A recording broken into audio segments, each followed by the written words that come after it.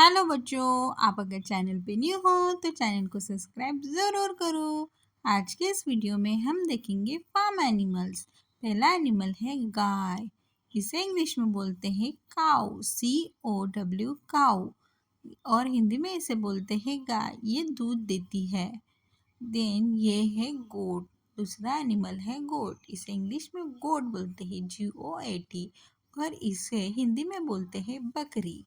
Then आता है Kock. ये CORC कॉक होता है, और इसे हिंदी में बोलते हैं मुर्गा। देन आता है डॉग। D फॉर डॉग वाला डॉग, DOG डॉग, और हिंदी में इसे बोलते हैं कुत्ता।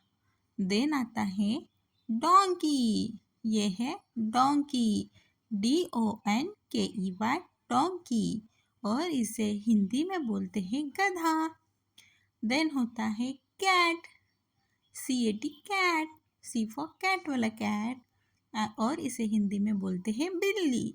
देन आता है हॉर्स, HORSE हॉर्स, और इसे हिंदी में बोलते हैं घोड़ा।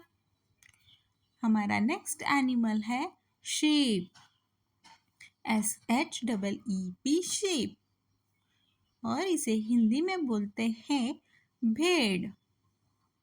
देन आता है बैल। बैल को इंग्लिश में बोलते हैं ऑक्स, OX ऑक्स, और हिंदी में बोलते हैं इसे बैल। ये खेती के काम में बहुत यूज़ होता है। और ये एनिमल है पिग।